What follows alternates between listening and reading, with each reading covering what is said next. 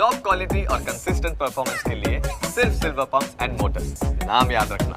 ત્યારે અત્યારે ખ્યાતિ હોસ્પિટલ કેસમાં પોલીસ હવે એક્શન મોડમાં છે। વસ્ત્રાપુર પોલીસે હોસ્પિટલમાંથી જરૂરી ડોક્યુમેન્ટ્સ કબજે કર્યા છે। આરોપી ડોક્ટર પ્રશાંત વજીરાણીને સાથે રાખી અને તપાસ કરવામાં આવી। વસ્ત્રાપુર પોલીસે ખ્યાતિ હોસ્પિટલ પહોંચી અને તપાસ કરી હતી તથા ડોક્ટર પ્રશાંત હોસ્પિટલના ઓપરેશન થિયેટરમાં અહીં તેમને લાવવામાં આવ્યા। ત્યાં તેમની પૂછપરછ કરવામાં આવી। 7 દર્દીઓને સ્ટેન્ટ મૂકવામાં આવ્યા હતા। તે ઓપરેશન થિયેટરમાં તપાસ કરાઈ। ન્યૂઝ કેપિટલની ટીમના સવાલ પર ડોક્ટર પ્રશાંતે મૌન સેવી લીધું હતું અને હોસ્પિટલમાં પોલીસ અત્યારે ફિલહાલ પંચનામું કરી રહી છે તેવી વિગતો પણ સામે આવી હતી। ત્યારે ડોક્ટર પ્રશાંત 8 જાણીતી હોસ્પિટલમાં કન્સલ્ટન્સીમાં સર્જરી કરતો હતો। કેસની વધુ તપાસ માટે વસ્ત્રાપુર પોલીસ ડોક્ટર પ્રશાંતને અલગ અલગ જગ્યાએ લઈ જઈને તપાસ કરી રહી છે। કોર્ટે ડોક્ટર પ્રશાંતના 7 દિવસના રિમાન્ડ મંજૂર કર્યા છે અને 21 નવેમ્બર સુધી ડોક્ટર પ્રશાંત વસ્ત્રાપુર પોલીસની કસ્ટડીમાં રહેશે।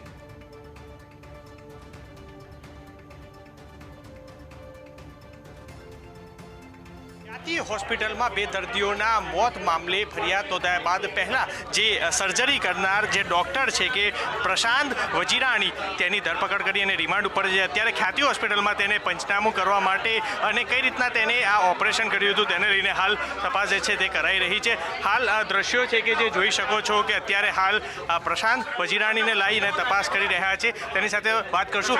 કોઈ પસ્તાવો થાય છે? તમે ડોક્ટર એટલે ભગવાન કહેવાય। એક સામાન્ય ગામડાના માણસો અહીં પહોંચાવો, તમારી કોઈ ભૂલ છે ખરા આમાં? તમને લાગે છે કે તમે મોટી ભૂલ કરી છે અને સાથે કહી શકાય કે 2 લોકો મરી ગયા? તમારા બચાવમાં કઈ કહેશો તમે? જોઈ શકાય છે કે જે ચૂપકી સેવી છે કશું જ બોલી નથી રહ્યા। આ એ જ ડોક્ટર છે પ્રશાંત વજીરાણી કે જેને મૌન સેવી રહ્યા છે, જેને 2 દર્દીઓના મોતના 2 જવાબદાર છે અને તેની બેદરકારીના કારણે આ મોત છે તે નીપજ્યું હતું।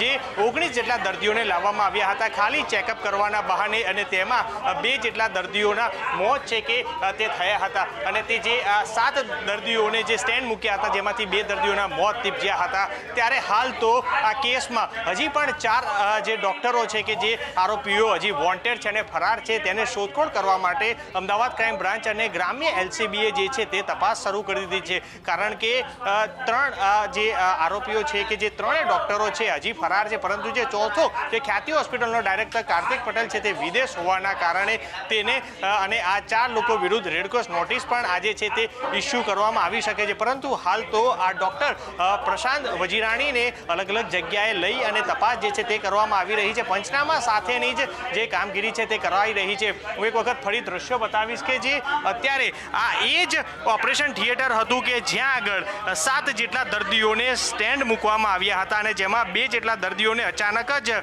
વોમિટ થવા મળતા અને રિએક્શન થતાં જ તેમનું મોત છે નીપજ્યું હતું અને ત્યારબાદ આ ખ્યાતિ હોસ્પિટલનું આખું કૌભાંડ છે કે જે યોજનાના બહાને તેમને લાવી પીએમ જે યોજનાના હેઠળ લાવી અને ત્યારબાદ તેમની પાસે આ રીતના ઓપરેશન છે તે કરાયું હતું અને તે લોકોની નળીઓ બ્લોક ન હોવા છતાં પણ તેમને સ્ટેન્ડ છે તે મુકાયા હતા।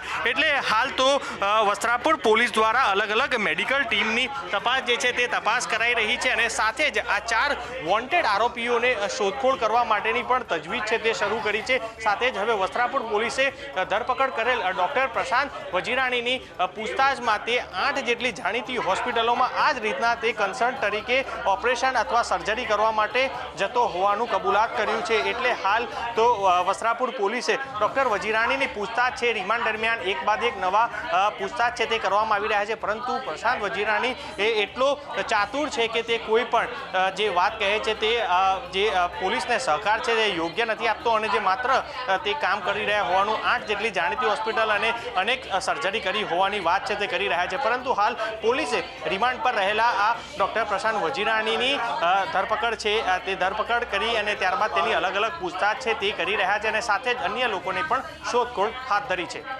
રીતેશ સુથાર સાથે મિહિર સોની, ન્યૂઝ કેપિટલ, અમદાવાદ।